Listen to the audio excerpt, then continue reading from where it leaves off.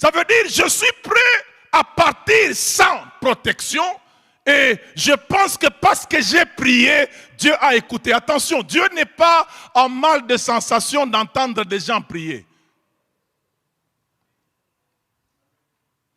Dieu n'exauce pas parce que quelqu'un a prié. Dieu exauce le modèle de prière. Il exauce l'intensité de la foi, pas l'intensité de la voix. Ce n'est pas parce que Jacob a dit, amène-moi, il a prié et dit, je vais te protéger. Dieu a protégé les affaires d'Abraham quand Abraham a payé la dîme. Suivez bien ce texte-là, dans Genèse 14. Lorsqu'Abraham paye la dîme venant de la guerre, de la défaite. La parole plus, abonnez-vous, likez la vidéo pour édification de la parole de Dieu et dis-nous dans les commentaires votre avis. Lorsque vous évaluez le nombre de personnes qui se sont succédées sur cette terre, vous allez vous rendre compte de quelle puissance est le souffle de Dieu. Plus de 8 milliards de personnes sur cette terre, n'est-ce pas, actuellement évaluées, sans compter ceux qui sont morts et qui ont connu également l'expérience de passer sur cette terre. Mais tous ces hommes, ces femmes et ces enfants ont reçu souffle avec le capital de Dieu accordé à Adam. Dieu n'a plus jamais soufflé, si ce n'est que la seule fois où il a soufflé en Adam. C'est l'unique fois. C'est l'unique fois où Dieu a introduit l'animation des êtres humains sur la terre, et c'est à partir de cet unique souffle qu'il y a transmission du souffle de Dieu à tout être humain. On ne nous a pas dit que Dieu avait soufflé en Ève. Hein? Vous avez lu ça? Ce n'est pas écrit. Probablement le capital souffle qui était en Adam, lorsque sa côte a été récupérée, la côte a été récupérée avec le souffle. Et les engendrements ont commencé. Ainsi, chaque être humain sur cette terre doit reconnaître Dieu comme premier investisseur de sa vie. C'est Dieu qui a investi de son souffle pour que tu commences à exister et que tu te mettes en activité. Amen. C'est très important de le reconnaître parce que quand vous allez maintenant dans le livre de Deutéronome où Dieu demande à Israël de ne pas penser que c'est sa propre force qui s'est manifestée pour que Israël s'enrichisse, mais il leur dit par contre, ne dites pas que c'est notre force qui nous a donné toutes ces richesses. C'est l'Éternel qui vous donnera la force de les acquérir. Amen. Raison pour laquelle, en tant que professionnel en activité, vous devez vous comporter comme associé minoritaire de Dieu. Parce que le gros investissement pour que votre activité commence, ce n'est pas vous qui l'avez fait. C'est la force, c'est le souffle que Dieu a investi en vous qui vous a permis d'avoir le capital de votre entreprise. Ce que votre entreprise vous doit, parce que c'est vous qui l'avez commencé, vous le devez à Dieu parce que c'est lui qui vous a commencé. Amen. Tout professionnel doit être éclairé sur ces vérités. Raison pour laquelle, quand vous entrez dans le livre de Malachie, est-ce qu'on peut aller là-dedans?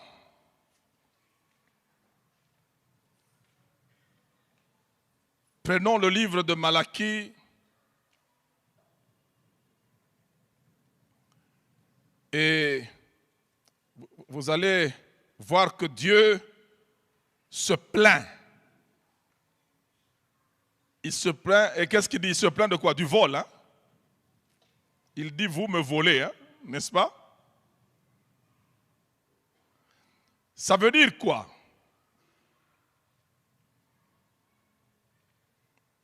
Le peuple se pose la question, mais en quoi est-ce que nous te volons? Dieu dit dans les dîmes et les offrandes. Ici, ce texte-là veut tout simplement dire que lorsque vous devez faire les offrandes et les dîmes, le mot offrande dans sa racine a un sens de répartition. En swahili, kugawanya. Ça veut dire, lorsque vous venez à l'église dans la présence de Dieu et vous devez donner les offrandes, vous êtes comme un investisseur qui est associé ou un homme d'affaires associé à quelqu'un et vous venez maintenant présenter les parts. Vous êtes l'administrateur chargé de présenter à chacun ses dividendes. N'est-ce pas? Et Dieu dit dans Malachie, vous me volez. Dans quoi? Il dit dans les dîmes et les offrandes. Vous venez me présenter des bêtes chétives. Offre un peu à ton gouverneur, on verra s'il va t'accueillir agréablement. Ça veut dire quoi? Lorsque vous entrez en activité, vous oubliez que je suis le premier investisseur. J'ai investi le capital force et c'est la force que j'ai donnée qui vous a permis d'acquérir des richesses. Mais quand on arrive au partage des dividendes, vous me donnez moins. Et vous prenez plus. Et Dieu se plaint. Et dans les offrandes. Et regardez, pour que la malédiction soit levée de la terre, qu'est-ce qui s'est passé? Il y a eu l'offrande, n'est-ce pas? Noé a pris le soin d'offrir à Dieu. Et quand vous regardez bien, Noé a risqué. Parce qu'on lui avait demandé de garder les animaux et les espèces. Pourquoi? Pour que ça se multiplie, pour que Dieu ne perde pas. Et quand vous voyez cette levée de malédiction par une offrande risquée, Noé sort de l'arche, ce qu'il avait dans l'arche là, il ose le sacrifier. Dieu dit, ok, je lève la malédiction. Ça veut dire quoi? Cet homme a reconnu que ces choses-là m'appartiennent. Amen. Parfois, je me pose un peu de questions. Hein. Je vous soumets aussi à cela. Bon, il a envoyé une colombe. N'est-ce pas? La colombe est partie, elle est revenue et lui a donné une feuille. C'était d'olivier. Et puis la colombe est partie. Mais quand vous allez sur l'autel de Noé, on dit qu'il a sacrifié des oiseaux purs. La colombe fait partie des oiseaux purs.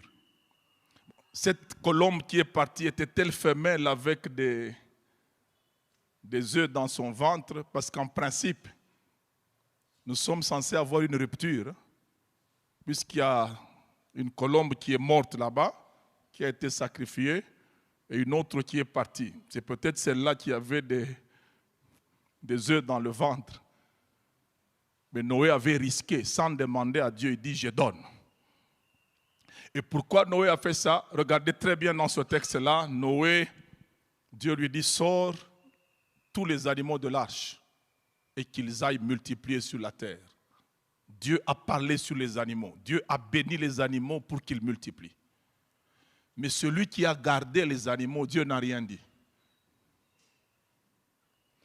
Noé regarde ce que Dieu a béni, il dit, mais ça c'est terrible. Moi qui garde, je ne suis pas béni, ce que j'ai gardé, Dieu parle dessus. Je dois savoir provoquer la bénédiction. Ce que Dieu a béni, avant de partir, venez d'abord ici, je tue. Amen. Regardez bien ce que Noé a fait. C'est une continuité de ce que Abel avait commencé. Malheureusement, Caïn l'avait tué. Lorsque l'offrande a commencé, ce n'est pas Dieu qui a exigé l'offrande. C'est Caïn le premier à offrir. Il offrit des légumes. Il a juste offert ça. Ce n'est pas que Dieu est contre l'offrande des légumes, des fruits de la terre. Non. Même dans Lévitique, cette offrande existait. Dieu est contre la manière dont Caïn l'a traité. Dans ses affaires, Caïn n'a pas mis Dieu à sa position première. C'est ça que Dieu revendique. Tu me donnes les fruits de la terre, mais ces fruits-là, c'est les 40e fruits. Moi, Dieu, je suis le premier dans l'investissement. C'est là qu'on parle maintenant d'Abel qui, par la foi, a offert un sacrifice plus excellent que celui de son frère. Ce n'est pas que le sacrifice de son frère était mauvais. Il était bon, mais ça n'a pas été fait par la foi et ce n'était pas excellent. L'excellence est de rentrer vers, les premières choses. Abel offrit les prémices. On se comprend? C'est-à-dire les premières choses. Et la Bible parle avec leur graisse. Le mot graisse signifie meilleure partie en hébreu. Donc les premières choses et les meilleures choses appartiennent à Dieu qui a été premier et meilleur pour que tu sois. On se comprend, professionnel. C'est là que quand Israël dans Malachie veut escroquer Dieu, Dieu dit non, c'est pas comme ça. Vous me volez. Vous dites en quoi? Il dit c'est dans les dîmes. Ça veut dire vous ne me mettez pas à ma première place. Et sachez-le, quand Dieu n'a pas de première place, il n'a pas de place. Dieu n'est pas comme toi, si tu n'as pas la première place, tu te contentes de la deuxième. Dans le classement, si Dieu n'a pas de première place et de dernière place, il ne prend pas place. C'est ça qui fait que nous vivons assez souvent sauvés, mais en deçà des prévisions du salut. Parce que quand nous sommes sauvés, nous ne prenons plus Dieu pour le mettre à sa première place. Nous avons plusieurs traditions qui nous rentrent dans la tête, dans lesquelles on vous dit les parents sont vos dieux sur la terre. C'est écrit où? C'est à quelle partie de la terre où les parents sont Dieu? Parce que Dieu est Dieu du ciel et Dieu de la terre. Maintenant, tes parents sont Dieu, c'est à quelle partie de la terre? Ils ont créé quoi sur la terre? Et toi, parent, tu as créé quoi sur cette terre pour que tu deviennes Dieu des enfants? Quand Abel donne les prémices, Adam et Ève sont morts. Ils sont vivants, n'est-ce pas? Ce sont les parents. Mais les prémices, Abel les a données à qui? à Dieu. Et qu'est-ce que Dieu a fait? Il a dit non, Abel, ce sont tes parents qui sont. Il a pris. Parce que c'est lui le premier. Ayez ça à l'esprit, nous allons nous engager dans nos professions, à reconnaître Dieu comme étant le premier dans nos activités, surtout lorsque les activités génèrent des bénéfices. Souvent, quand l'activité a généré des bénéfices, nous oublions celui qui a investi le premier parce qu'il est invisible et les bénéfices sont visibles. Et nous sommes visibles.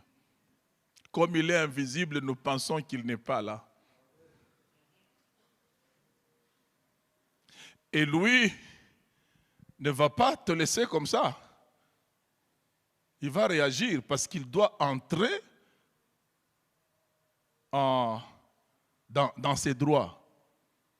Raison pour laquelle les gens qui ont des sérieux problèmes de ce côté-là, dîmes, offrandes, prémices, c'est des pertes compliquées. C'est pour ça que quand Dieu revendique, il dit, ceux qui vont me mettre à ma place là, donner mes dîmes et me faire des bonnes offrandes, pour vous, qu'est-ce que je ferai? Je menacerai celui qui dévore. Ça veut dire Dieu a un contrat avec un dévoreur. C'est son agent de recouvrement si tu ne payes pas ce qui est à lui.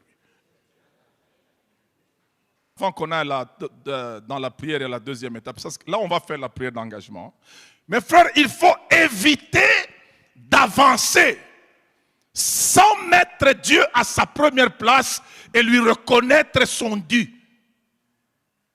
C'est l'erreur que Jacob commet plutôt. Chapitre 28 de la Genèse, Dieu lui dit, je suis le Dieu de ton père Abraham, le Dieu d'Isaac.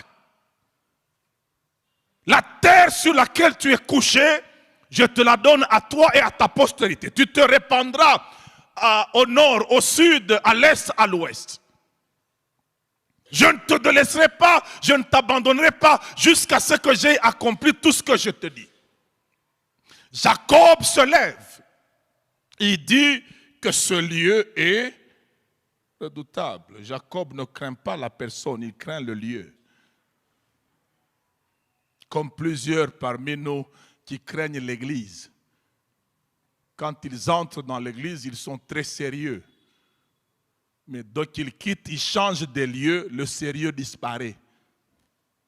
Capable de s'enivrer, capable de faire tout ce qu'un mondain peut faire, mais dès qu'il arrive à l'église, que ce lieu est redoutable. Oh mon Dieu.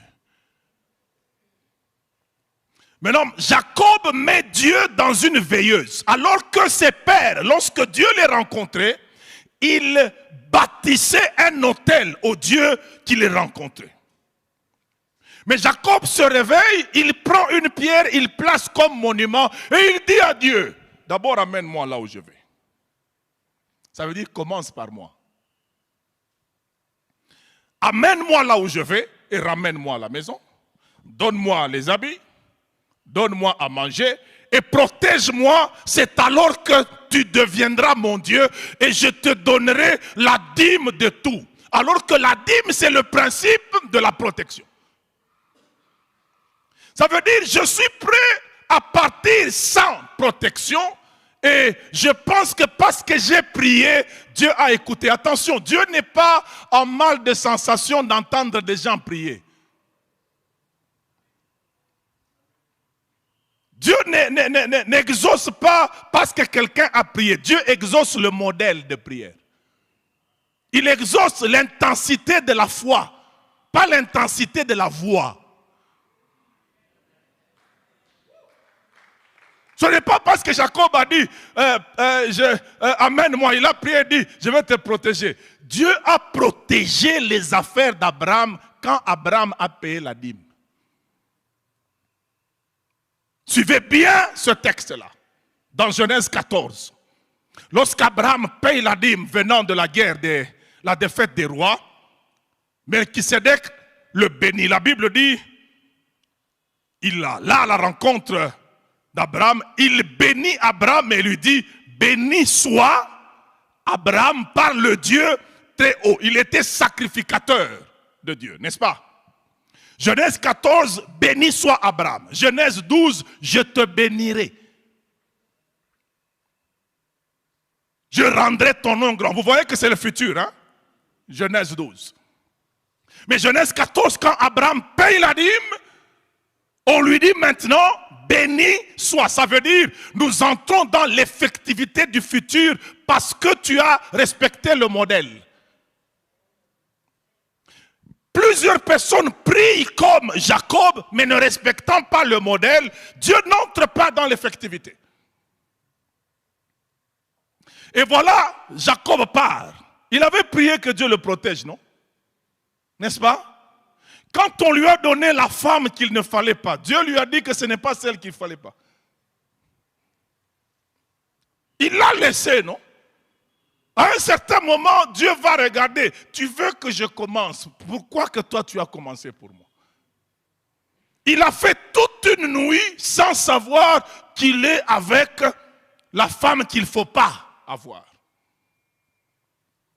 Et regardez comment il se plaint. C'est finalement par miséricorde et par alliance par rapport à ses pères que Dieu est venu. Il lui-même déclare à Laban, tu as changé mon salaire 10 fois. Tout ça pourquoi? Modèle. Pas d'hôtel bâti, pas de dîme payé. Il avait promis, je payerai. Et Dieu se rend compte que si nous continuons avec ce gars comme ça fait 20 ans qu'il part. Je risque de détruire mon plan alors que j'avais juré à Abraham. Ce type est irresponsable. Bon, je lui ouvre quand même les yeux. C'est là qu'on lui donne la vision sur les t'acheter et marketer. Mais regardez que dans Genèse 35, Dieu retourne à l'épisode de Genèse 28. Il dit, retourne à Bethel. C'est là qu'ils se sont rencontrés. Hein? Va me bâtir un hôtel là. Ça veut dire, rentrons d'abord là-bas. Hein? Il y a un modèle qui t'a échappé. Combien de gens, par perte de modèle dans leurs activités, ont avancé, mais ont fait des hauts et des bas, et puis doivent rentrer à la case départ. Évitons ces choses, s'il vous plaît. En tant que professionnels, à cette deuxième étape, nous allons faire une prière d'engagement. Amen. Lorsque vous recevez votre revenu, la première personne, ce n'est pas vous. La première personne, ce n'est même pas vos parents ou vos enfants. La première personne, c'est la personne qui a investi pour que vous puissiez avoir la force d'avoir ce revenu-là. C'est Dieu. Est-ce qu'on peut se tenir debout pour entrer dans cette prière d'engagement? Et je ne sais pas, est-ce qu'il y a des gens qui doivent à Dieu des choses? Si vous devez à Dieu des choses et que votre comportement en tant que professionnel a grillé ces principes ici, il va falloir que vous puissiez demander pardon à Dieu et que l'homme de Dieu, Papa Stone, va prier également pour vous. S'il y a des gens qui ont connu ces difficultés-là, vous avez vu que votre vie était une reproduction assez fidèle de celle de Jacob. Avancez-vous.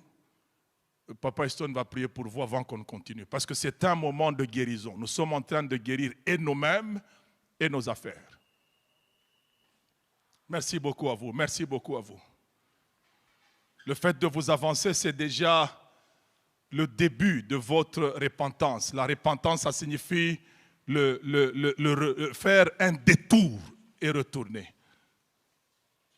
Si vous avez arrangé, vous n'avez pas mis Dieu à sa place, Dieu n'a pas encore pris place. C'est vous qui priez, vous vous sentez bien parce que vous priez, mais vous avancez sans garantie. Jacob a avancé sans garantie. Il a réussi à...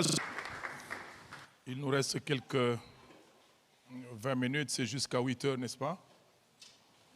Je voudrais que l'on passe à une autre étape de notre travail de ce matin. Est-ce qu'on peut prendre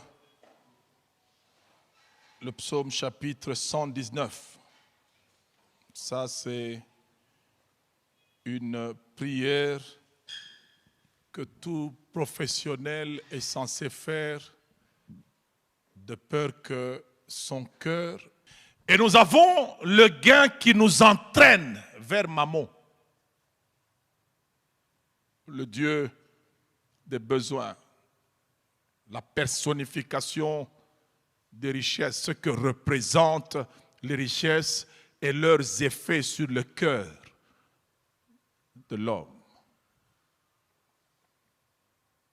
Et lorsque vous lisez les premiers enseignements que notre Seigneur Jésus-Christ donne à ce sujet-là, il dit « Nul ne peut suivre deux maîtres à la fois. Soit il haïra l'un et aimera l'autre, soit il s'attachera à l'un et méprisera l'autre. Tu ne peux servir Dieu et Mammon. » Parmi les pièges dans lesquels nous tombons de manière subtile sans savoir qu'on est tombé dedans, c'est de prier Dieu mais de servir Mammon. Vous comprenez? Celui à qui nous adressons les prières, c'est bien sûr Dieu, mais l'appât du gain nous entraîne tellement que même les prières que nous adressons à Dieu sont tournées vers notre gain à nous. Ça veut dire vers les choses qui concernent notre souffle sur la terre et les besoins de la terre. Et là, nous perdons la perspective éternelle. On est ensemble. C'est très subtil, ça se fait souvent sans qu'on le sache. Regardez l'enfant prodigue, qu'est-ce qu'il a fait? Il a demandé, n'est-ce pas? C'est mauvais de demander? Non. Mais sa demande avait pour fond l'appât du gain. Son père ne lui disait plus rien. Ce sont les biens de son père qui l'intéressaient. Donne-moi la part des biens qui me reviennent. Tellement fixé sur ce qu'il doit gagner, sa relation avec son père ne lui dit rien. Son père est juste une main qui doit pourvoir à ses besoins. Et en tout état normal, un enfant ne peut pas hériter si son père est vivant. N'est-ce pas? Ça veut dire cette prière, c'est un assassinat. Il est venu tuer son père. En fait, il voulait dire à son père, le fait que tu continues à rester en vie, moi je n'arrive pas à avoir des biens. Et comme ça, il nous arrive de venir demander à Dieu de tuer son plan pour nous parce que nous avons besoin de certaines choses matériellement. Israël a fait cette erreur-là. Quand vous rentrez dans le livre de Samuel, qu'est-ce qu'Israël a dit à Dieu? Ils vont vers Samuel, donne-nous un roi comme les autres nations. Ils ont demandé à qui? À Dieu. Mais ils commençaient à tuer le plan de Dieu parce qu'ils avaient Dieu pour roi. Et Dieu a dit à Samuel, donne-leur le roi qu'ils cherchent. Ce n'est pas toi qu'ils ont rejeté, c'est moi. Regardez comment on peut rejeter Dieu en priant Dieu. Vous comprenez? Dieu a-t-il exaucé cette prière? Oui. Il a donné Saül. Saül est de quelle tribu? Benjamin. selon les prévisions prophétiques depuis les patriarches, quelle est la tribu qui doit régner? Judas. Ça veut dire, ils sortent du plan de Dieu en demandant à Dieu. Et ils acceptent de sortir de ce plan pour autant que la chose qu'ils cherchaient, ils l'ont eue. Tout ce que nous avons comme argent, tout ce que nous avons comme bien, tout ce qu'on a accumulé, c'est bien de l'avoir accumulé. Mais est-ce que nous sommes encore dans la perspective de Dieu, la voie de Dieu? Le psalmiste dit, détourne mes yeux de quoi? De la vue des choses vaines et fais-moi vivre où? Dans ta voie. La vie, ce n'est d'abord pas une affaire de possession, c'est une affaire de direction. Ce n'est pas ce que tu possèdes qui fait ta vie, c'est la direction que tu vas qui décidera de la fin de ta vie. Amen. Tu peux posséder sur une mauvaise direction et posséder des bonnes choses, mais en mauvaise direction. Maintenant, à toi de prier Dieu à ce niveau-là. Parce que quand on entre dans le monde des affaires, dans le monde de l'activité génératrice des bénéfices et des grands bénéfices, il faut faire attention avec le cœur. Le danger, ce n'est pas ce que tu as gagné. Le danger, c'est ton cœur. Bonjour à tous et bienvenue sur Parole Plus. Je suis ravi de vous accueillir ici. Cette chaîne a été pensée pour être un carrefour d'échanges, de réflexion et de découverte. Si vous aimez les contenus de qualité, les sujets qui comptent et les belles discussions, vous êtes ici chez vous. Prenez une place, installez-vous confortablement et n'hésitez pas à laisser un commentaire pour vous présenter. Bienvenue dans l'aventure Parole Plus.